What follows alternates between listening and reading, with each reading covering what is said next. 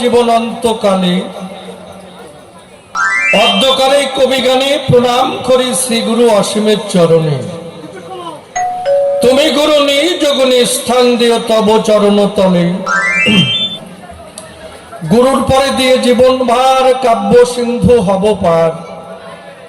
অন্তরের একান্ত আকিঞ্চন, তাই জয় গুরু বলে ঝাঁপ দিয়ে কাব্য সলিলে তুমি রক্ষা করিও হেমত জীবনের জীবন।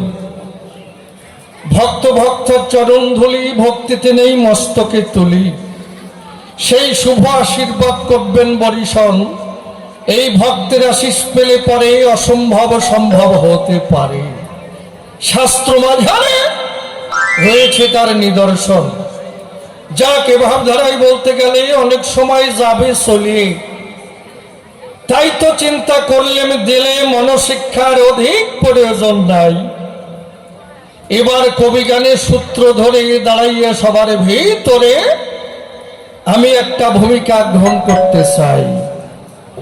জানেন যত বিজ্ঞ দলে কবি গান গাইতে গেলে দুজনকে দাঁড়াতে হয় দুই দলে। এ কথা নতুন বলে বলার আর কিছু নাই।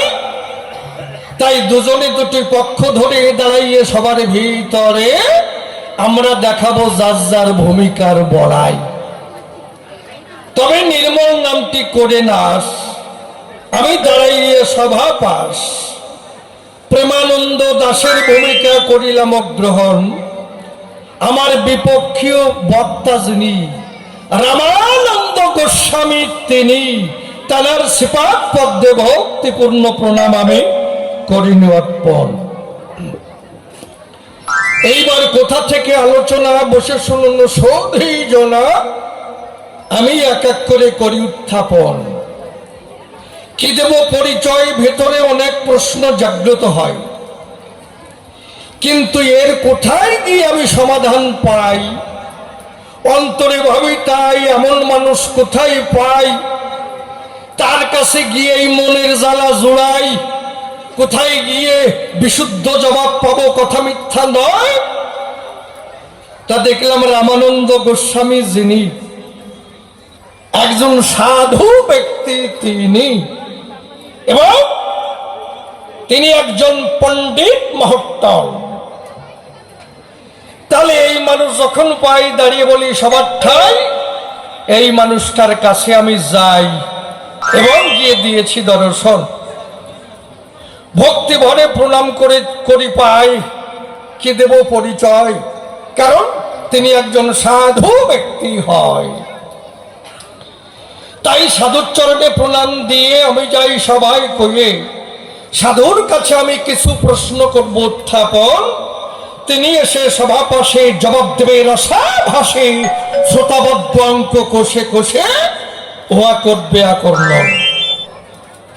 এইবার দেখুন, আমি প্রশ্নের তালিকা ধরে কোন দিকে যাই খুলে বলি সবার ঠাই, আপনারা রাখুন দিয়ে মন। কারণ এই যে রামচন্দ্র যিনি অযোধ্যায় থাকে তিনি, তাই না? অনেক হিন্দু অনেকেই কিন্তু তারে বহিরাগত কয়। কারণ অযোধ্যায় বাস করে, খুলে বলি সভা পরে। আর চারিদিকে ঘুরিয়ে ঘুরিয়ে বিভিন্ন জায়গার মানুষ দেখতে পাই, তাদের মুখে শুনতে পাই রামচন্দ্র বহিরাগত হয়।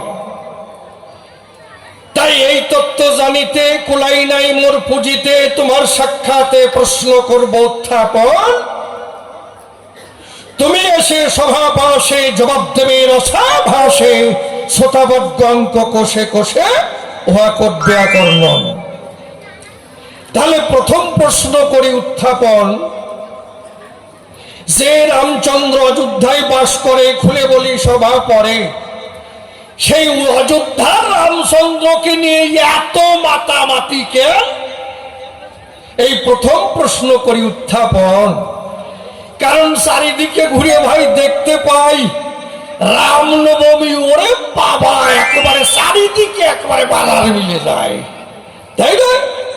যেখানেই যাই রামনবমী দেখতে পাই, তারা পতাকা নিয়ে এইভাবে কিন্তু মাতামাতি করে সর্বদাই। জয় শ্রীরাম। এই কথা বলি অধরে বসে শুনুন নারী নরে। তাহলে দেখুন, আমি বলি সভা পরে, তাহলে যে রাম বহিরাগত হয় কি দেব পরিচয়? সেই বহিরাগত রামকে নিয়ে তো মাতামাতি কেন? এই প্রশ্নের জবাব আনা। এই প্রথম প্রশ্ন জানিলাম, সাধু তোমার রাঙ্গা পায়। পরিষ্কার বুঝলেন? বোঝার আর বেজাল কোথায়? আমার কথা তো পরিষ্কার। কারণ কোন দিক দিয়ে জিলেপির পেঁয়াজ গুঁড়োই তাই দেখেন মহাশয়। তাই প্রথম প্রশ্ন গেল হয়ে, কার্য নয় সে কথা কয়ে আমি আর একখানা প্রশ্ন করি উত্থাপন। কি? এই যে রামায়ণ, রামচন্দ্র যেজন, আমি বলি সবার সদন, তার লীলা ধরে ধরে সভা পরে, আমি বলি সভা পরে কে লিখেছে? বাল্মীকি যেজন, তাই তো? এই বাল্মীকি দস্যু ছিল, আমি বলি সভা তল। তখন ব্রহ্মার বরে তার আদেশে এই মানুষ কিন্তু একমাত্র বাল্মীকি হয়েছিল সাধু মহাত্মন। দাঁড়িয়ে বলি সভা পরে সেই বাল্মীকি কিন্তু হাতে কলম ধরে এই রামলীলা করলো লিখন, তাই নয়? তাহলে এই রামচন্দ্র এলো, আমি বলি সভা তলো, তার লীলা ধরে ধরে রামায়ণ গ্রন্থ লেখা হলো, কথা মিথ্যা নয়।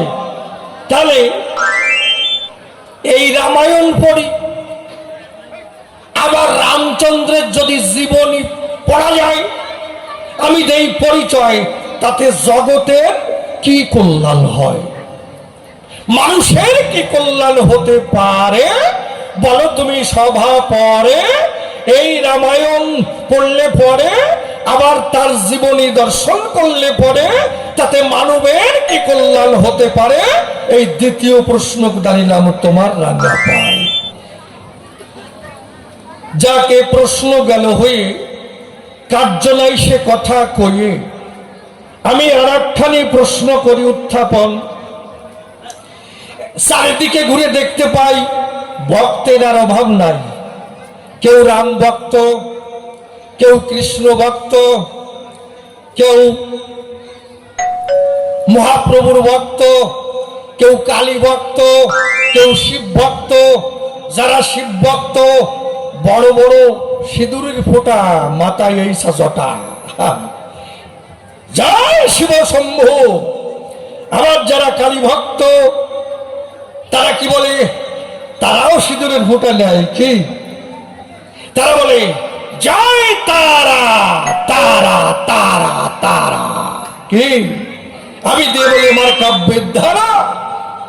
আবার যারা কৃষ্ণ ভক্ত হয়, হরে কৃষ্ণ হরে কৃষ্ণ হরে কৃষ্ণ কৃষ্ণ কৃষ্ণ হরে হরে, হরে রাম রাম রাম হরে হরে, এই 16 অক্ষর জপ করে এই কৃষ্ণ ভক্তের বাজারে বৈষ্ণব যারা সরাসরি, কথা মিথ্যা নয়। আবার কেউ অনুকূল ঠাকুরের ভক্ত হয়, জয় গুরু জয় গুরু, তাই না? তারপরে আবার দেখি হরিচাঁদের ভক্ত, হরিবল। এটা ভাবই আলাদা, তাই না? কেউ বলে হরিবল, কেউ বলে জয় কালী, কেউ বলে জয় তারা, কেউ বলে জয় শিব শম্ভু, কেউ বলে জয় গুরু, আবার কেউ বলে হরিবল, কেউ বলে জয় শ্রীরাম, যেই বলে কেউ জয় কৃষ্ণ। মানে ভক্তের আর অভাব নাই। দাঁড়িয়ে বলি সবার সান্নিধ্যে এই ধর্মে ধর্মে গন্ডগোল বাদে। একজন কয় শোন, তোর রামের চাইতে আমার কৃষ্ণ বড়। কি? আর একজন কয় তোর কৃষ্ণ চাইতে আমার কালী বড়। জানিস? জয় তারা, কিসের কৃষ্ণ? আবার কেউ বলে রামও বড় না, কৃষ্ণ বড় না, ও গৌরাঙ্গ মহাপ্রভু বড় না, কালী বড় না, শিব বড় না, ও গুরুও বড় না, আবার হরিচাঁদ বড়। হরিবল। দাদা কি কও? এই দেখি বাদে গন্ডগোল। কারণ চারিদিকে যখন দেখতে পাই গন্ডগোলের আর অভাব নাই, তা আমি প্রশ্ন করি সবার ঠাই, এই সম্প্রদায় এই ধর্মে কি গন্ডগোল বাধায়, না এরা এক, না এদের মধ্যে কোনো মিল আছে, না সবাই এক, না এদের মধ্যে আছে কোনো ভাব, এইটা আমার জানবার বিষয়। যদি কই হরিচাঁদ ঠাকুর নতুন করে গন্ডগোল বাধাইছে, আপনারা কি করবেন? যা মিল ছিল রে ভাই, এর আগে যা মিল ছিল তা মেনে নেওয়া গেল, কিন্তু হরিচাঁদ ঠাকুর যখন এলো আরো গন্ডগোল বাঁধলো। কেমন? হরিচাঁদ ঠাকুর যখন এলো, তারক গোসাই হরিলীলামৃত লিখন করলো, তাই নয়? তাহলে তার মধ্যে তারক গোসাই কি লিখলো? মানব কুলে আসিয়া যশমন্ত সুত হইয়া জন্ম লইয়া সফলা নগরী প্রচারিল গুড়গম্য সূক্ষ্ম সনাতন ধর্ম জানাইল এ জগত ভরি। এই যে আদিতে সনাতন ধর্ম ছিল, তারপরে তারক গোসাই এলো, হরিলীলামৃত লিখন করলো, তার মধ্যে সূক্ষ্ম সনাতন ধর্ম ঢুকালো। এই তো ভেজাল বাঁধলো নতুন করে। যদি কই হরিচাঁদ ঠাকুর বাঁধাচ্ছে জামানে কোন দিয়ে? তাই এই ধর্ম সম্প্রদায় খালিকে এই গন্ডগোল বাধায়, তুমি আমার কথা নেবে পরিষ্কার করে বুঝাইয়ে দেবে এই সব কি এক, না এর মধ্যে আছে কোনো ভাগ? এই প্রশ্ন দাঁড়িলাম সভ্য সবাই, তাই তো? তবে তুমি আমার কথা নেবে পরিষ্কার করে বুঝাইয়ে দেবে যেন কোনো অসুবিধে না হয়। তা আমি তো সংক্ষিপ্ত করে প্রশ্ন করলাম, ছোট, একেবারে বড় না, ছোট।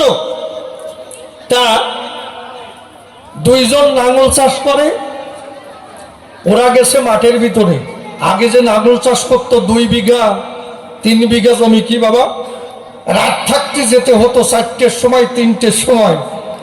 তাই একজন কয়, শোন, আমরা দুইজনে চাষ করতে যাব, রাত ভরিয়ে চাষ করবো, আপত্তি কোথায়? 2 বন্ধু গেছে চাষ করতে। তা বেলা যখন 12টা বেজেছে, তাই একজন কচ্ছে, বন্ধু কি চল একটু আইলের পরে বসে একটু বিড়ি খেয়ে আসি, চল। তাইলের পরে বসে বিড়ি খাচ্ছে। তাই একজনকে কচ্ছে, এই বন্ধু কি তোর বউ তোরে কেমন ভালোবাসে? আচ্ছা কন, তোর বউ তোরে কেমন ভালোবাসে? অসম্ভব ভালোবাসে, দারুণ ভালোবাসে, সাংঘাতিক ভালোবাসে। তাকে মুখ দিয়ে বলা যায়? বউর ভালোবাসা তুই ঠিক পাস? কই ভাই, আমার বউ মোটেই ভালোবাসে না। কই তোর বউ ভালোবাসে না? তোর বউরই ডাকাই হয় না। বউরি একটা ডাকার সুর আছে না? হ্যাঁ বাবা, কি কও? তা কই তোর বউরি কি করে ডাকিস? কই আমার বউরি ছোট করে ডাকি, নাম বড়, বড় নাম আদর করে ছোট করে ডাকি, যত্ন করে। কি কয়? আমার বোন নাম সুচিত্রা, আমি ছোট করে ডাকি, ও সুচি, ও সুচি। যেই এই ডাক দিই, সঙ্গে সঙ্গে বউ গরম জল করে নিয়ে এসে পা ধোয়াই দেয়, তারপরে খাবার বেরিয়ে একেবারে খাওয়াই দেয়, তারপরে খাওয়ার শেষে পান বানায়, কয় প্রাণনা পান খাও। জানিস কত যত্ন করে? কয় আমার বউ তো মোটেই ভালোবাসে না। কয় বাসে না, তোর ডাকাই হয় না। তুই আমার কথা নিবি, বাড়ি যাইয়ে সংক্ষিপ্ত করে ডাকবি, ছোট করে ডাকবি, বড় করে ডাকবি না। তো বাড়ি গেছে, ওর বইয়ের নাম কি ও জানে, আর দম্বে জানে কি বলে ডাকছে জানি দিয়া। পরের দিন যে আইছে, নাক মুখ ফুলোই নিয়ে আইছে, জাটার বাড়ি খাইয়ে আইছে, একেবারে পরিষ্কার কথা। এই সাইজের মুখ হয়েছে, মুখ চেনা যাচ্ছে না। এখন ওই বন্ধু কাছে, ভাই তোর ভালো মানুষ গিলি, তাই এইরকম আলো কি করে? কয় শালা তোর জন্যই হয়েছে। কই কেন? কই তুই হয়েছে বউরি ছোট করে ডাকিস, ও সুশী। তা আমার বোন নাম বিচিত্রা, তোর বোন নাম সুচিত্রা, তুই ডাকিস ও সুশী। আর আমার বোন নাম বিচিত্রা, আমি ডাকি ও বিচি। আর অমনি জাটার বাড়ি খাইছি, নাক মুখ ফুলোই নিয়ে আইছি। তা আমি যেভাবে প্রশ্ন করলাম ছোট করে, তুমি জানো বা ছোট করে জবাব দিয়ে না। যাক, তবে আর বেশি বলে কার্য নয় সভাস্থলে। এইবার করি একখানা গানের আয়োজন। আছেন যত বিজ্ঞ শ্রোতা, পালন করে নীরবতা, আমার গানের দিকে রাখেন দিয়া মা।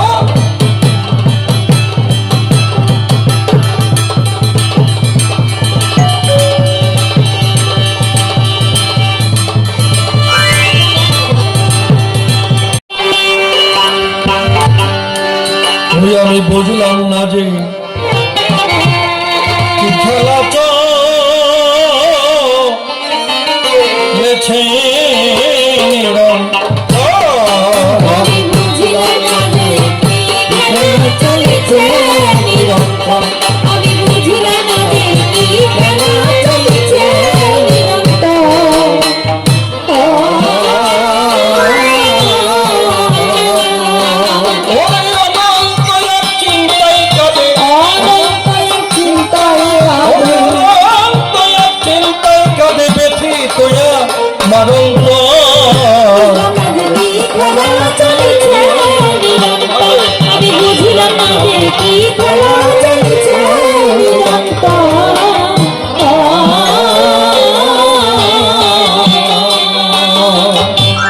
প্রথম সৃষ্টি ধারা প্রবাহে ভেসে পানির কণা প্রকাশিল মানুষের বেশে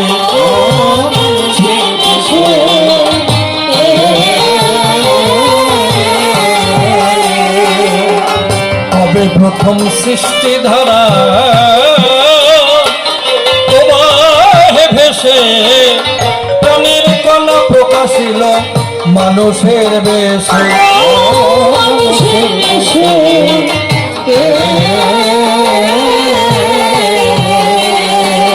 সব যার ইচ্ছা হয়েছে কেসে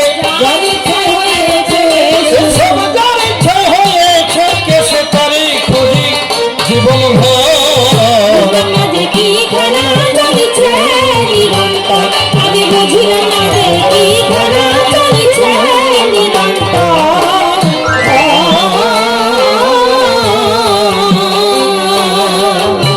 অনন্তকাল রকেট যদি অনন্তে পৌঁছাবে কি কোনদিন সেই অনন্তের প্রান্তে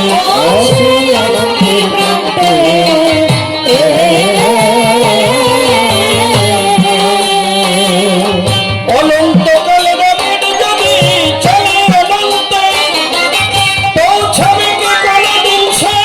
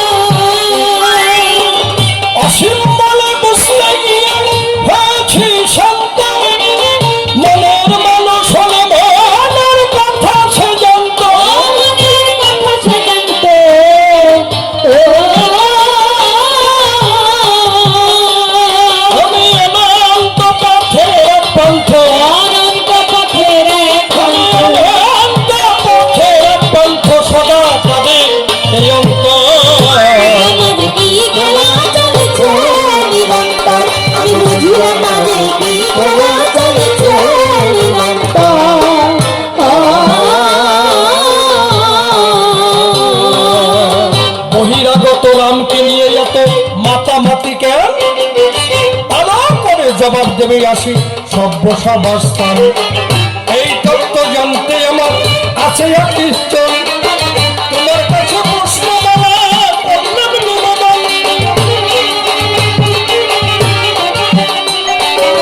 রামচন্দ্রের আছে মধুটা মায়ন তাহার আমার জীবনী আছে পরিদর্শন কিবা মানুষের কিবা কল্যাণ হবে সেই কথা সবার মাঝে তুমি খুলে পাবে আর একখানা প্রশ্ন করেছি দাঁড়িয়ে সভায় আপনারা বসে বসে শুনলেন শুধু রাম ভক্ত কৃষ্ণ ভক্ত গৌর ভক্ত হয় পরিচাদের ভক্ত আবার অনুকূলের ভক্ত হয় ভক্ত যেখানে দেয় দর্শন সেখানে কিন্তু গন্ডগোল বলি সবার সদল। ধর্মে ধর্মে এত মাতামাতি কেন, তাই খুলিয়া বলো তুমি সভ্য সবার স্থান। সব কি এক নায়ের মধ্যে ফাঁক বটে আছে, তাই খুলিয়া বলো তুমি সভ্য সবার কাছে।